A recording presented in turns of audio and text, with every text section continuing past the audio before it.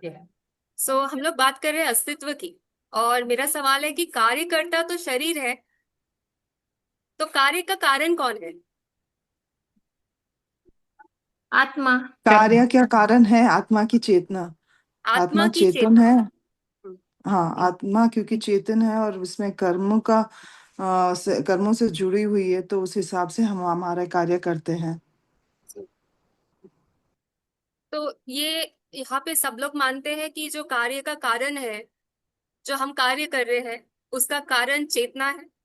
क्या आप सब लोग मानते हैं? और या कहीं ना कहीं आपके अंदर भी डाउट है, एक कंफ्यूजन है कि ये क्या? सच नहीं है, इसके अलावा भी कुछ सच हो सकता है? नहीं मैम, हम मानते हैं मैम। सब लोग मानते हैं यहाँ पे। अगर मैं यस आप नहीं मैम। अगर कोई और कंसेप्ट आपके सामने लाती हूँ, जैसे हम लास्ट टाइम अद्वैत वेदांत की बात कर रहे थे, उनके अस्तित्व क्या होता है, उनके लिए अस्तित्व का कारण क्या होता है, ये हमने लास्ट टाइम में डिस्कस किया था। अगर आज हम लोग सांख्य के बारे में डिस्कस करेंगे और उसमें हमें कुछ और कारण दिखेगा और कोई और रीजन दिखे कार्य और कारण का, तो क्या आप उसको समझने के लिए रेडी है? क्या आप समझना चाहेंगे दूसरी कोई कंसेप्ट, दूसरी कोई ट्रेडिशंस? बिल्कुल। तो यस आइए मैम। हम लोग शुरू यस करेंगे मैम। आज। मैं आपके साथ स्क्रीन शेयर करती हूँ, तो आपको ज्यादा अंडरस्टैंडिंग होगा। मैम, आपकी क्लास अटेंड करने में टाइम क्यों लगता है मैम? काफी बार ट्राई करने पे नहीं हो पाती है। मैम वो नहीं नहीं, शायद नेट आज ही की वजह से हो सकता है। थोड़ा नेटवर्क की सा वजह बट। से थोड़ा हो जाता है कभी कभी जूम में। हाँ, मॉर्निंग भी नहीं हो पा रही थी आज इंदु मैम की भी। हम्म। ठीक है, मैं देखती हूँ उसका मतलब क्या प्रॉब्लम हो सकता है, कुछ शायद सेटिंग्स में प्रॉब्लम हो सकता है, मैं चेक करती हूँ। ठीक है। ओके मैम, थैंक तो आज हम लोग कल कल जो हमने देखा था वो था अद्वैत वेदांत। उसके बारे में हम फिर से देखेंगे, पर आज हम लोग कुछ नया शुरू करते हैं। तत्व मीमांसा सांख्य फिलॉसफी। ठीक है। सांख्य फिलॉसफी। यहाँ पे सांख्य फिलॉसफी में वास्तविकता किसको कहते हैं, आत्मा के लिए उनके क्या विचार है, ब्रह्मांड के लिए उनके उनके क्या विचार है, और मुक्ति कैसे होती है, उसकी प्रकृति कैसे होती है, ये सारी चीजें हम डिस्कस करेंगे। सब कुछ डिस्कस करना पॉसिबल नहीं हो पाएगा, पर जितना हो सकता है हम उसमें देखने की कोशिश करेंगे। सबसे पहले रियलिटी, जिसको हम वास्तविकता बोलते हैं। सांख्य के अनुसार जो वास्तविकता है वो इटर्नल है और चेंजिंग है। जैसे कि हम लोग ने अद्वैत में देखा था कि जो वास्तविकता है वो चेंज नहीं होता है, वो एक ही रहता है, वो चेंज हो ही नहीं सकता। हमने वहां पे क्वेश्चन किया था कि अगर वास्तविकता चेंज हो रही है, अगर रियलिटी चेंज हो रही है, तो अल्टीमेट कॉज होगा ही नहीं। इस प्रकार के हमारे क्वेश्चंस आए थे। वैसे ही यहाँ पे देखा जाए सांख्य में, इनके लिए रियलिटी इटर्नल तो है, पर वो चेंजिंग भी है, वो हमेशा बदल रही है। वास्तविकता जो है वो नित्य और अनित्य दोनों होता है। इसमें हम लोग और गहराई में जाएंगे और डिस्कस करेंगे तो इसमें क्लैरिटी होगी। दूसरा जो है आत्मा की प्रकृति, इसके बारे में जानेंगे कि आत्मा क्या होता है। ये तो हमें पता है, आत्मा शुद्ध चेतना होता है, और सोल जो है वो इटर्नल है, और ये शुद्ध चेतना जैसे मैंने अभी बताया। और इसमें बॉडी और माइंड अलग अलग होता है। ये है आत्मा की प्रकृति जो कि हम लोग जानेंगे। आत्मा शाश्वत रूप में शुद्ध चेतना है, और शरीर और मन दोनों भिन्न है। ये वेस्टर्न फिलॉसफी में डेकार्ट्स ने भी यही बोला कि जो आत्मा है, जो जो सोल है, सोल नहीं बोलते वो, उनको माइंड बोलते। माइंड और बॉडी अलग अलग होता है, और माइंड और बॉडी एक दूसरे से इंटरेक्ट करते हैं अपनी कोई भी बात को पॉसिबल करने के लिए। तो यहाँ भी हम लोग देख सकते हैं सोल का क्या नेचर हो रहा है। सोल का नेचर जो होता है बॉडी से अलग होता है। बॉडी सोल को इफेक्ट कर सकता है नहीं कर सकता, ये भी एक सवाल है। पर सोल बॉडी को जरूर इफेक्ट कर सकता है। जैसे कि एग्जाम्पल के तौर पे, अगर आपने खुद को समझा लिया कि आपको सिर्फ फ्रूट खाना है, 10 दिन तक सिर्फ फ्रूट खाना है, आपका बॉडी कितना भी क्रेविंग देगा, आपको अंदर से लगेगा कि आपको कुछ और खाना चाहिए, पर आप क्या करेंगे, आप नहीं खाएंगे, क्योंकि आपकी चेतना ने आपको बोल दिया कि आपको ये चीज फॉलो करना है। बराबर है। तो यही हम बोल सकते हैं कि जो सोल है वो कहीं ना कहीं बॉडी को इफेक्ट करता है, और जो बॉडी भी है वो उससे भी सोल को इफेक्ट करता है। तो ये चीज हम लोग आज अच्छे से देखेंगे कि कैसे बॉडी भी सोल को इफेक्ट कर सकता है। ये मेरा क्वेश्चन है, आप ध्यान से इसको समझिए कि बॉडी भी सोल को इफेक्ट कर सकता है, और ये कैसे कर सकता है, ये इसका आंसर आज आपको मिलने वाला है। ठीक है, इसका किसी के पास आंसर है कि बॉडी सोल को कैसे इफेक्ट कर सकता है? नहीं? तो आज हम लोग इसको जानेंगे। साम के फिलॉसफी में ये काफी साइंटिफिकली बताया गया है कि बॉडी भी सोल को इफेक्ट करता है, और कैसे करता है ये हम लोग आज समझेंगे। फिर साम के में हमें ये भी जानना है कि ब्रह्मांड की प्रकृति क्या है। जैसे ब्रह्मांड, वो प्रकृति जैसे मैटर और पुरुषा दोनों के कॉम्बिनेशन से बना है। प्रकृति और पुरुषा का जो संयोग होता है, उसी से यूनिवर्स बनता है, ब्रह्मांड बनता है। उसके बाद इसमें हमें लिबरेशन के कंसेप्ट को भी जानना है कि मुक्ति क्या होती है, मुक्ति कैसे मिलती है। जब हम बॉन्डेज में रहते हैं वो क्यों होते हैं? क्योंकि हमें ज्ञान नहीं है, हम इग्नोरेंट में हैं। इग्नोरेंट मतलब क्या होता है? हम जानते ही नहीं है, इसका मतलब होता है इग्नोरेंट। हमें सच जानना है, हमें जानना है ज्ञान क्या होता है, बट हम इग्नोरेंट है। तो उसके लिए हमें क्या करना चाहिए? हमें सेल्फ रियलाइजेशन करना चाहिए। सेल्फ रियलाइजेशन कैसे होगा? जब हम सेल्फ को समझेंगे। तो यहाँ पे जितने भी हम ट्रेडिशंस पढ़ेंगे, जैसे सांख्य हो गया, वैशेषिका हो गया, देन बौद्ध एंड जैन, सब में हम लोग सेल्फ को समझेंगे, उसके कॉन्सेप्ट को अच्छे से पढ़ लेंगे, ताकि हम भी वो सेल्फ रियलाइजेशन के पाथ तक जा सके। ठीक है, तो ये आपके जो नेक्स्ट फ्यू लेक्चर्स होंगे वो सांख्य फिलॉसफी पे बेस्ड होंगे। आपके सिलेबस में आपने देखा होगा कि तत्व मीमांसा सांख्य के तौर पे हमें सीखना है, तत्व मीमांसा हमें वैशेषिक दर्शन के रूप में सीखना है।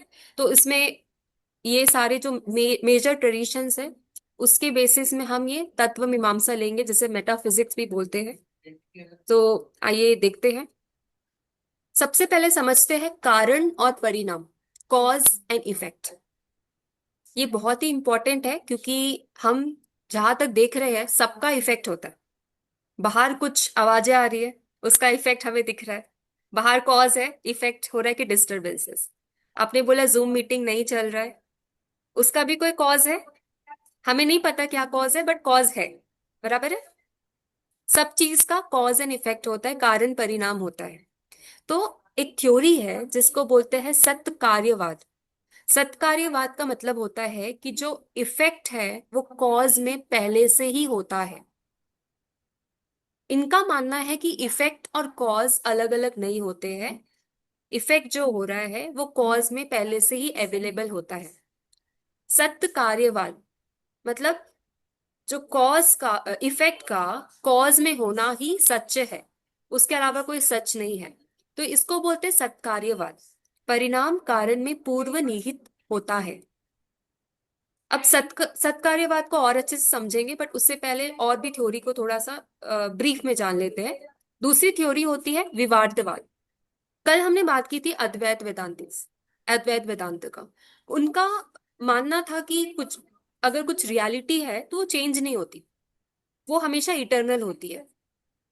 यहाँ पे जब हम लोग कारण परिणाम की बात करते हैं, तो अद्वैत वेदांतिस का मानना है कि जो कॉज इफेक्ट में जो दिख रहा है हमें ट्रांसफॉर्म होते हुए, वो सिर्फ अपेरेंट है, वो वास्तविक में नहीं होता है।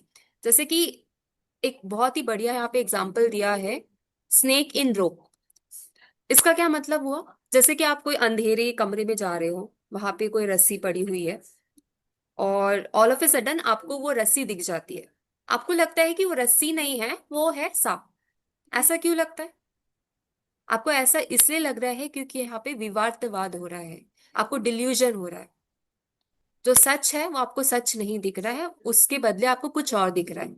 तो यहाँ पे जो अद्वैत वेदांति है वो भी यही बोलते हैं कि हमें सच नहीं दिखता है, हमें झूठ ही दिखता है, और वो झूठ को ही हम सच मान के समझ लेते हैं, झूठ को ही हम सच कंसिडर कर लेते हैं। तो इसको ही विवादवाद बोलते हैं। यहाँ पे हमें इफेक्ट दिख रहा है कॉज का। ठीक है, कुछ भी चीजें हमें दिख रही है, जैसे कि हमें जंगल दिख रहा है, पेड़ दिख रहा है, बादल दिख रहे हैं, सब दिख रहे हैं। हमें लगता है कि ये सच है, बट अद्वैत वेदांतिस का कहना है कि ये सच नहीं है, ये सब भ्रम है। जो सच है वो सिर्फ ब्रह्मा है, और ये ब्रह्मा के ही डिफरेंट डिफरेंट फॉर्म्स है जो कि हमें दिख रहे हैं, और हम इसको ही सच मान के चल रहे हैं, बट सच तो एक ही है, इटर्नल है, अनचेंजिंग है, और वो है ब्रह्मा। तो ये है, हो गया अद्वैत वेदांतिस का कॉन्सेप्ट जो कि विवादवाद में मानते हैं। अब जैसे कि सत्कार्यवाद में हमने देखा कि जो इफेक्ट होता है वो कॉज में पहले से होता है, वैसे ही उसका अपोजिट असत्कार्यवाद।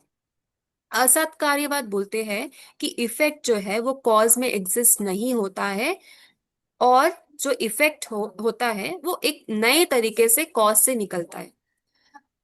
जैसे एग्जाम्पल के तौर पे ले लिया जाए तो आपने बोला कि आपको कुछ कुकिंग करनी है, आपको कुछ नई डिशेस बनानी है, ठीक है। उसमें आपने एक रॉ आइटम्स लिए, टोमेटो और all all the raw items आपने ले लिए, जैसे कि आपने अ, आप ही बता दीजिए, जो भी सब्जी आपको अवेलेबल है आपने ले लिया, ठीक है। उसके बाद अब जब कुकिंग करने के बाद जो वो आएगा फाइनल प्रोडक्ट, वो टोटल डिफरेंट होगा एज कंपेयर टू द पहले वाले प्रोडक्ट्स। तो इसलिए असत्कार्यवाद या आरंभवाद वो थ्योरी है जो बोलती है कि जो इफेक्ट होता है वो कॉज से एकदम ही अलग होता है, एकदम ही अलग होता है, ठीक है। तो ये हो गया असत्कार्यवाद। अभी इसको और डिटेल में समझते हैं, सत्कार्यवाद को सबसे पहले देखते हैं। सत्कार्यवाद कारण और परिणाम का सिद्धांत, जो कि बोल रहा है कि effect were really non existent in the cause, मतलब परिणाम कारण में निहित ना हो तो किसी भी प्रयास से वह उत्पन्न नहीं हो सकता। इसका मतलब है कि अगर, जैसे कि आप बोल रहे हो कि आपको गोभी का प्लांटेशन करना है, गोभी का प्लांटेशन करना है आपको, ठीक है। अब आपको गोभी का प्लांटेशन करने के लिए क्या करना पड़ेगा? गोभी की सीड लगानी पड़ेगी, गोभी का बीज लगाना पड़ेगा, बराबर है। क्या आप आम का बीज लगाओगे तो गोभी निकलेगा? हाँ या ना? नहीं। क्यों नहीं नहीं, निकलेगा? जो सीड है उसी का प्लांट ग्रो होगा ना। हाँ, क्योंकि जो सीड है उसमें पहले से ही इफेक्ट छुपा हुआ है। सीड में पहले से पता है कि इसमें सिर्फ गोभी का ही निकलेगा, या मैंगो का सीड है तो इसमें सिर्फ मैंगो का ही प्लांट निकलेगा, इसमें कोई और प्लांट नहीं निकल सकता। तो सत्कार्यवाद की थ्योरी यही बोलती है कि जो इफेक्ट है वो कॉज में पहले से ही छुपा रहता है, ठीक है। आप जितनी भी दुनिया में चीजें देख रहे हो या आप मैनिफेस्टेशन देख रहे हो, आप रूप देख रहे हो, जो एक पहला जो कॉज होगा उसका अलग अलग तरीके से जो विस्तार हुआ जिसको हम इवोल्यूशन बोलते हैं, इवोल्यूशन इवॉल्व फॉर्म में देख रहे हो। बट क्या ये जितने भी फॉर्म्स दिख रहे हो, जो भी चीजें आपको दिख रही है, क्या ये कॉज एकदम प्राइम कॉज से एकदम अलग है या उसके जैसा ही है? हम बोल रहे हैं कि हमें भगवान ने बनाया है, क्या हम भगवान से बिल्कुल अलग है, या कहीं ना कहीं हमें हमारे अंदर भी वो सिमिलैरिटी है, कहीं ना कहीं हमारे अंदर भी वो गुण है? बोलते हैं हम ऐसा, बोलते हैं, है। बिल्कुल बोलते हैं कि हमें जो बनाया है उसके जैसे हमारे अंदर भी गुण है।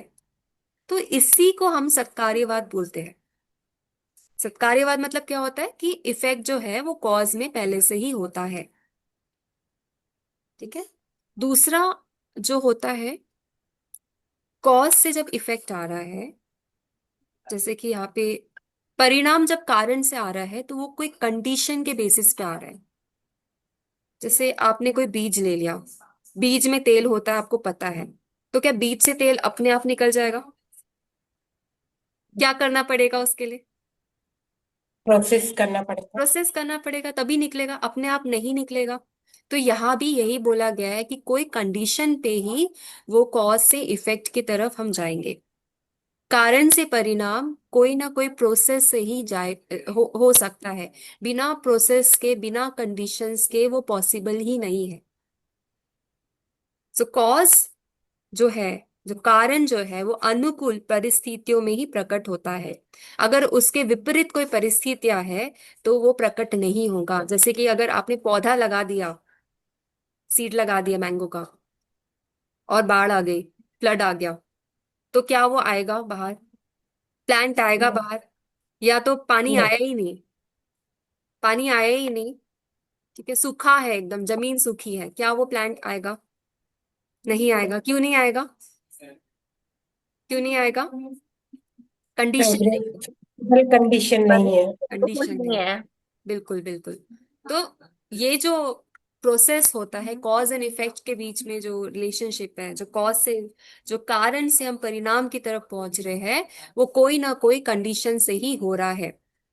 अब तीसरा पॉइंट है, यहाँ पे आप स्क्रीन में देख सकते हो, तीसरा पॉइंट है परिणाम कारण में अव्यक्त रूप में विद्यमान होता है उत्पत्ति से पहले। अव्यक्त रूप, अव्यक्त मतलब होता है कि वो अनमैनिफेस्टेड फॉर्म में रहता है, छुपा हुआ रहता है। वो मैनिफेस्टेड होने के लिए काफी टाइम लग सकता है, बट सबसे पहला जो स्टेज है उसका अव्यक्त रूप है। जैसे कि अगर कोई कलाकार है, वो चित्रकारी करता है, तो चित्रकारी करने से पहले उसके दिमाग में ही होता है कि वो क्या बनाने वाला है, उसके बाद ही वो कोई नया कलाकारी बनाता है।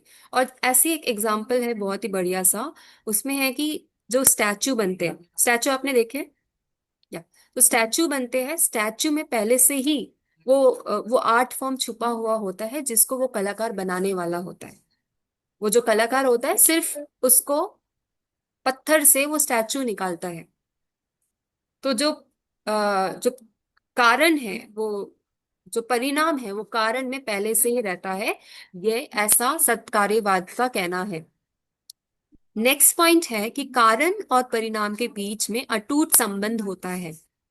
जैसे कि अगर मैं बोलूं कि आपको एक कलर वाला पेंट वाला पानी देती हूँ, उसमें से आप दही बनाइए, क्या ये पॉसिबल है? बिल्कुल भी पॉसिबल नहीं है। पॉसिबल क्यों नहीं है?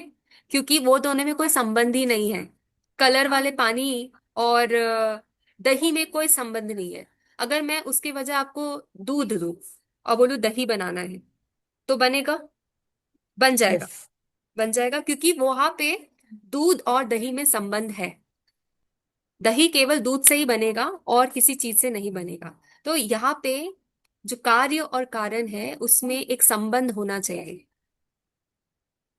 और लास्ट जो पॉइंट है, सिर्फ एक एफिशिएंट और पोटेंट कॉज ही वो इफेक्ट ला सकता है।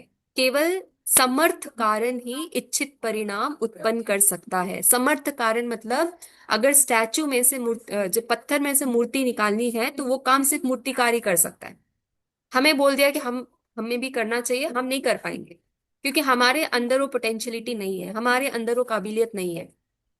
ठीक है, तो ये सत्कार्यवाद का कंसेप्ट है। फिर से एक बार देख लेते हैं। सत्कार्यवाद जो कि कारण और परिणाम का सिद्धांत है, यदि, और ये सिद्धांत तभी पॉसिबल है यदि परिणाम कारण में निहित ना हो, तो किसी भी प्रयास से वह उत्पन्न नहीं हो सकता। दूसरा पॉइंट, कारण अनुकूल परिस्थितियों में प्रकट होता है, जैसे बीज दबाने से तेल। तीसरा पॉइंट, परिणाम कारण में अव्यक्त रूप में विद्यमान होता है उत्पत्ति से पहले। फोर्थ पॉइंट, कारण और परिणाम के बीच अटूट संबंध होता है। नेक्स्ट पॉइंट, केवल समर्थ कारण ही इच्छित परिणाम उत्पन्न कर सकता है। जैसे कि दही केवल दूध से आता है, कपड़ा केवल धागों से आता है। तो ये हो गया सत्य कार्यवाद।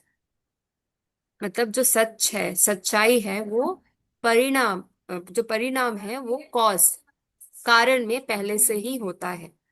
तो फिर से हम अपने क्वेश्चन पे आते हैं जो मैंने आपसे पूछा। तो भगवान को हम मानते हैं, भगवान को गुणों को मानते हैं, तो क्या हमारे अंदर भी वो गुण है जो भगवान में है? पहले यस। से है या हमें है। लाना पड़ेगा? है ऑलरेडी। है भी, कुछ मतलब कुछ करना कारण पड़े। भी, हाँ, कुछ कुछ करने पड़ेंगे। लाना पड़ेगा। ठीक है, तो अगर हम सत्कार्यवाद को मानेंगे तो हम अपने कॉज, मतलब हम हमारे जो कारण है उसको समझेंगे, और कारण कारण के गुणों को समझेंगे, और वो गुण हमारे अंदर कैसे आ सकता है हम उसको लाने की कोशिश करेंगे। इतना समझ आ रहा है आप लोग को? मैम सेकंड पॉइंट जो है और थर्ड पॉइंट दोनों करीब करीब सेम ही है ना मैम? सेम तो वैसे तो सारा पॉइंट है, बट इसको अलग अलग तरीके से समझा गया है। अभी सेकंड पॉइंट बोल रहा है कि कारण जो है वो अनुकूल परिस्थितियों में प्रकट होता है। उसके लिए जो परिस्थितियां, उसके लिए जो वैलिड है, उसमें ही वो कारण आएगा। जो आपका थर्ड पॉइंट है, परिणाम कारण में अव्यक्त रूप में विद्यमान होता है। अव्यक्त रूप मतलब वो रूप में प्रकट होने के लिए आपको कंडीशन लगाना पड़ेगा। या तो थोड़ा अलग है, माइन्यूट डिफरेंस है। जब तक आप कंडीशंस नहीं लगाओगे तब तक वो कारण, जो परिणाम है वो कारण से नहीं आएगा। हाँ मैम, कल सेकंड वाले में आपने समझाया कि परिणाम अनुकूल कंडीशन में ही आएगा ना। और हाँ, थर्ड में भी वही है कि कंडीशन अगर है तो ही वो उत्पन्न होगा। थर्ड में उत्पत्ति है से पहले। कि अव्यक्त रूप में विद्यमान है। हाँ, अव्यक्त रूप मतलब उत्पत्ति क्या से होता है? पहले। अव्यक्त रूप मतलब अभी तक वो बना नहीं है। जैसे कि आपने सोचा कि आप महल बनाओगे, क्या आपका महल बन गया, तैयार हो गया? वो अव्यक्त रूप नहीं। है ना, वो अव्यक्त रूप है। आप जब तक उसमें काम नहीं करोगे, एक कारीगर को नहीं बुलाओगे, आप जो सामान लगता है वो सब लेकर नहीं आओगे, तब तक आपका महल नहीं बनेगा। तो यहाँ पे हम अव्यक्त रूप की बात कर रहे हैं। अव्यक्त रूप पहले से ही प्रेजेंट है, आपको सिर्फ उसको परिणाम में बदलना है। लेकिन सेकंड वाले में भी मैम, अगर बीज को पानी और वो नहीं मिला, हम्म। उसमें है पौधा बनने की क्षमता है, पर उसको अगर पानी और धूप हम्म। और नहीं मिला तो वो नहीं होगा। मतलब अव्यक्त रूप से उसमें भी है पौधा बनने की एबिलिटी, बट वो नहीं बनेगा। बिल्कुल बिल्कुल, तो तो कंडीशंस वैसे ही भी पत्थर इम्पोर्टेंट है। में भी वो है कि वो हम्म। मूर्ति बन जाएगी, बट हम्म। उसको बनाना पड़ेगा। बिल्कुल बिल्कुल, तो कंडीशंस बहुत इंपॉर्टेंट है। जैसे कि आज के जमाने में भी देखा जाए तो काबिलियत सबके अंदर होता है, पर वो काबिलियत को काफी लोग नहीं लेकर आ पाते, है ना। इसका रीजन क्या है? इसका रीजन है कि उनकी कंडीशंस फेवरेबल नहीं है, उनके हालात सही नहीं है। कुछ लोग काफी पढ़े लिखे बनना चाहते हैं, बट उनके पास पैसे नहीं है कि वो अपनी पढ़ाई पे खर्च कर सके। तो यहाँ पे फेवरेबल कंडीशंस का होना भी जरूरी है, तभी ये सत्कार्यवाद का कंसेप्ट पॉसिबल है। तो ये जो आप देख रहे हो, ये सारी बातें बिल्कुल सच लगेगी आपको, क्योंकि ये हमारे आसपास ही हमें दिख जाता है। कॉमन सेंस वाली बात है। ठीक है, सत्कार्यवाद का कंसेप्ट क्लियर है। वैसे ही हमने देखा था विवार्तवाद का कंसेप्ट। विवार्तवाद समझ आया आप लोग को? असत्कार्यवाद का मतलब होता है इफेक्ट जो है कॉज का अलग से प्रोडक्ट है, इफेक्ट कॉज में नहीं है। खैर, ये सब चीजें आपको और अच्छे से समझ आ जाएगा, बट अभी जो सत्कार्यवाद, जो सांख्य दर्शन जो मानते हैं, उस पे ही हम फोकस करते हैं। ठीक है, और ये तो जो सांख्य दोनों को मानते हैं, सांख्य दर्शन सत्कार्यवाद मानते हैं हाँ यूं। हाँ हाँ, जैसे और बाकी के जो फिलोसफी। दर्शन मानते हैं। हाँ हाँ, ओके। सत्कार्यवाद को सांख्य मानते हैं, बाकी के दर्शन नहीं मानते। बौद्ध नहीं मानते सत्कार्यवाद को, वैशेषिक नहीं मानते सत्कार्यवाद को, न्याय नहीं मानते सत्कार्यवाद को। क्यों नहीं मानते वो हम लोग देखेंगे जब हम और डीप स्टडी करेंगे तो। बट यहाँ पे सांख्य, सांख्य जो दर्शन है वो सत्कार्यवाद को मानते हैं। ठीक है? अब देखते हैं प्रकृति। तो मैंने आपको एक क्वेश्चन पूछा था, आपको शायद याद होगा, कि क्या शरीर भी चेतना पे प्रभाव डाल सकता है? ये मेरा क्वेश्चन था, आपसे सवाल था। ठीक है, किसी को जवाब मिला इसका? किसी को? शरीर क्या है? हमारा मैटर है, प्रकृति है ना। और सांख्य दर्शन के ओर से समझा जाए तो हमारा जो शरीर है वो है प्रकृति, और जो हमारी चेतना है वो है पुरुषा, कॉन्शियसनेस। अभी पुरुषा और प्रकृति, ये दोनों कंसेप्ट ही सांख्य के लिए बहुत इंपॉर्टेंट है। और यही सच है। हम एग्जिस्टेंस की बात कर रहे हैं, हम रियलिटी की बात कर रहे हैं, सांख्य दर्शन के अनुसार ये दो चीजें ही सच होती है, पुरुषा एंड प्रकृति। इनका मानना है कि जो प्रकृति होती है वो यूनिवर्स की पहली कॉज होती है। जैसे कि हम कॉज के बारे में बात करें कि हमें हमें किसने बनाया, हमारे हमें बनाने वाला कौन है। तो वैसे ही हम पीछे की तरफ जाते जाएंगे जाते जाएंगे जाते जाएंगे, जैसे हम बोलेंगे हमें बनाने वाला तो हमारे पेरेंट्स हैं, पेरेंट्स के पेरेंट्स हैं, ऐसे ऐसे से पीछे जाते रहेंगे तो हम फर्स्ट कॉज तक पहुंचेंगे। और जो फर्स्ट कॉज ऑफ यूनिवर्स है, और उसको हम लोग बोलते हैं प्रकृति। ठीक है। प्रकृति जो है वो ब्रह्मांड का प्रथम कारण है, और वो शाश्वत है, और वो गतिशील है। यूनिवर्स का पहला कॉज है, वो इटर्नल है और वो डायनामिक है। ठीक है। अब प्रकृति होता है क्या, इसके लिए भी सांख्य दर्शन ने बहुत सारे रीजंस दिए। प्रकृति होता है, कितने लोग मानते हैं कि प्रकृति होता है, सच में होता है? सभी लोग मानते हैं, क्योंकि हमें सबको ये मैटर मिला है, सबको ये बॉडी मिली है, तो हम सब मानते हैं कि प्रकृति होता है। तो यहाँ पे प्रूफ्स भी दिए गए हैं कि प्रकृति का अस्तित्व के लिए क्या क्या प्रूफ्स है। पहला जो प्रूफ है कि हम वस्तुओं पे निर्भर होते हैं। जितनी भी दुनिया में हम चीजें देख रहे हैं, हमारी सोच से लेके ये अर्थ तक, सब कुछ लिमिटेड है। सब कुछ लिमिटेड और दूसरों पे डिपेंड करने वाली चीज है। ठीक है। जैसे कि अगर आप कुछ काम कर रहे हो, कुछ करना चाहते हो, तो उसके लिए आपको ऑब्जेक्ट का होना इंपॉर्टेंट है। अगर कोई ऑब्जेक्ट, आप कुछ लिखना चाहते हो, आपके पास पेन नहीं है, पेपर नहीं है, तो आप नहीं लिख पाओगे। तो हर चीज किसी दूसरे चीज पे डिपेंड होती है। ठीक है। और क्योंकि हम किसी पे डिपेंड होते हैं, तो इसलिए ऐसा कुछ होना चाहिए जो कि इंडिपेंडेंट होगा और अनलिमिटेड होगा। सो ओके, 10 मिनट्स हमारे पास है। फिर ये अच्छा, आप लोग को अगर लेक्चर नहीं है इसके बाद, तो हम थोड़ा और कंटिन्यू कर पाएंगे, नहीं तो फिर आज वाइंड अप करेंगे प्रकृति को करने के बाद, 10 मिनट। हेमा मैम मैम की 2 क्लास है मैम। हाँ ठीक है ठीक है। तो हम 10 मिनट्स में वाइंड अप करेंगे। सिर्फ प्रकृति को समझ लेते हैं, वो जो क्वेश्चन मैंने आपसे पूछा था उस पे थोड़ा सा विचार कर लेते हैं, उसके बाद फिर हम लोग दूसरे क्वेश्चंस पे जाएंगे। ठीक है। तो मैं आपको बता रही थी प्रकृति के बारे में, और यहाँ पे हमने देखा कि हर चीज दूसरे चीजों पे डिपेंड होती है, क्योंकि हम लाइक हर कोई किसी और पे डिपेंड होता है, इसलिए एक ऐसा होना बहुत जरूरी है जो कि इंडिपेंडेंट होगा। इसलिए बोला गया है कि जो प्रकृति होती है वो इंडिपेंडेंट होती है, इंडिपेंडेंट कॉज होती है, और वो अनलिमिटेड होती है। सो यहाँ पे देखा जाए तो हम सब सीमित है, और हम निर्भर करते हैं किसी और पे। इसलिए जो प्रकृति जिसके बारे में हम बात कर रहे हैं, वो असीम है और वो स्वतंत्र है। तो यहाँ पे जो साम्य फिलॉसफी, साम्य दर्शन का कहना है कि वो प्रकृति जो है वो स्वतंत्र कारण है, और हम सब बॉन्डेज में है, हम सब बंधन में है। ठीक है। और जितनी भी दुनिया की चीजें देख रहे हैं हम लोग, सुख दुख उदासीनता, ये सब चीजें इसलिए उत्पन्न होती है क्योंकि हम डिपेंड रहते हैं, हम प्रकृति पे डिपेंड रहते हैं, हम बॉन्डेज में हैं।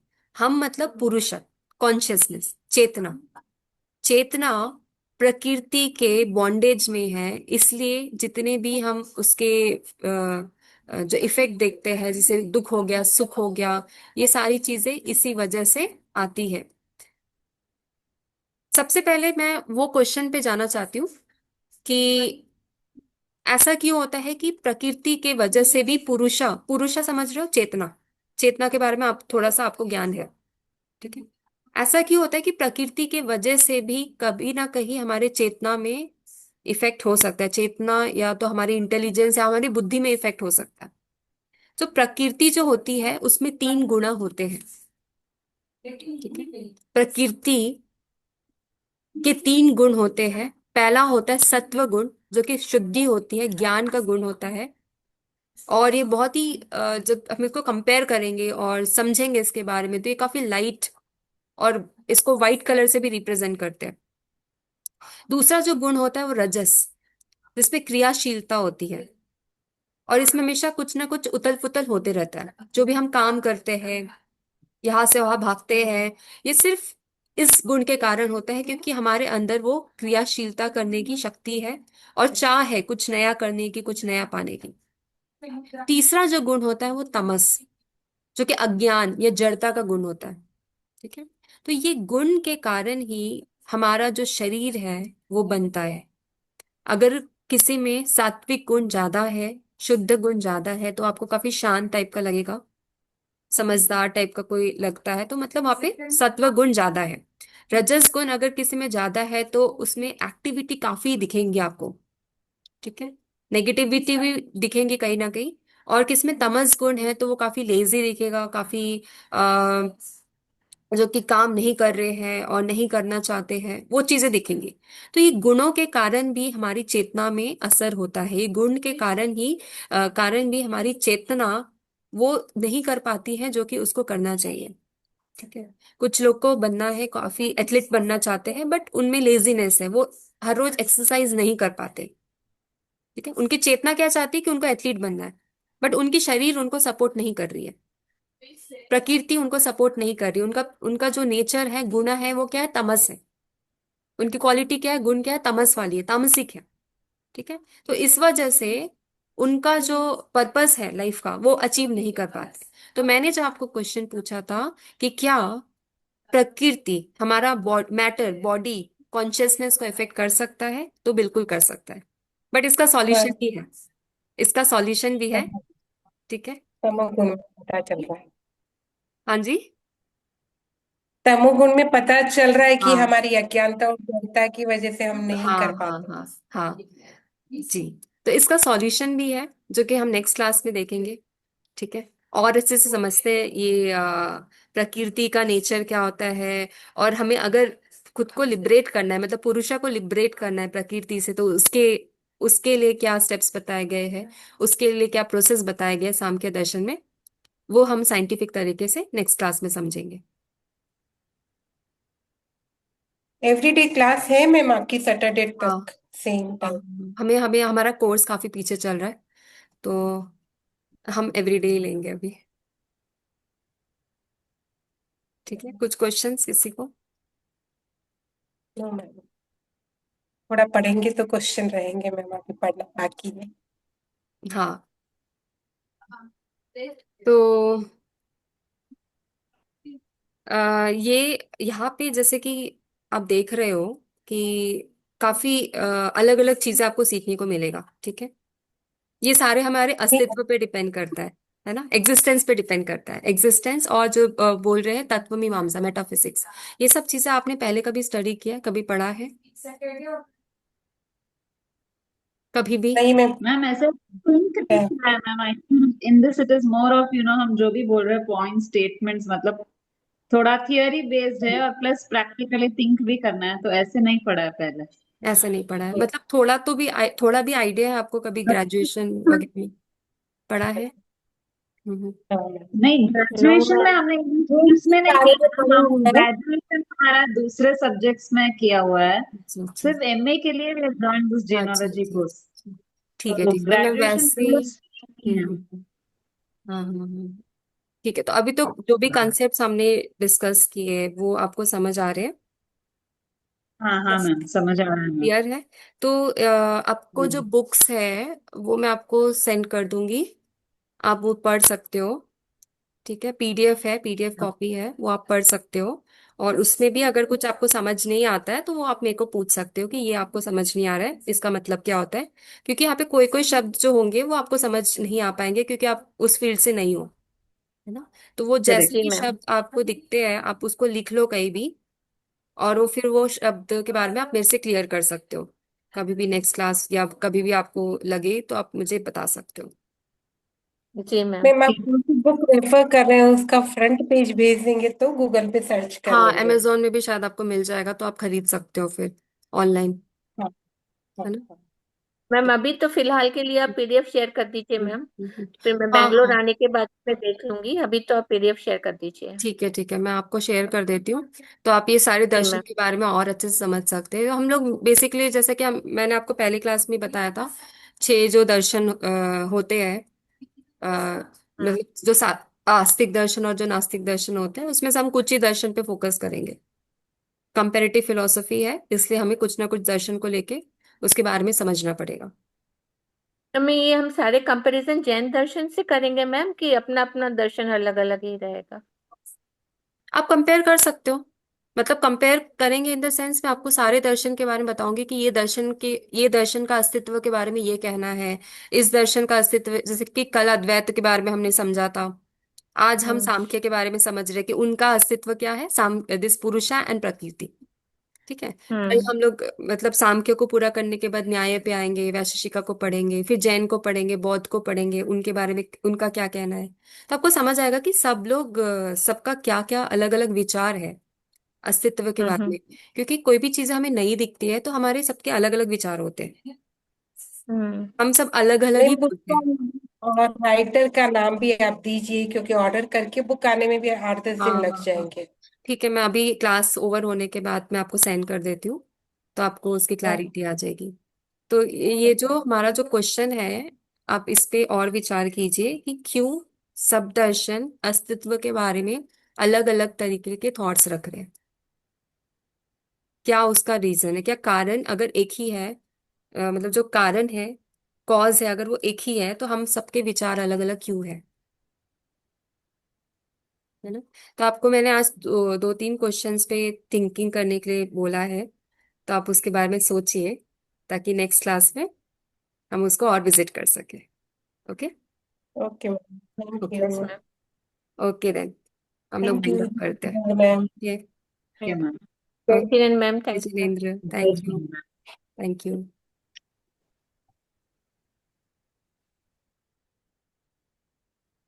तो मैम आप शेयर कर दीजिएगा। हम्म। अभी मैं ठीक है। शेयर कर देती हूँ, ओवर ही होने वाला है। जी मैम, ठीक है ma'am. Okay. Thank you ma'am, thank thank you. You. Thank you.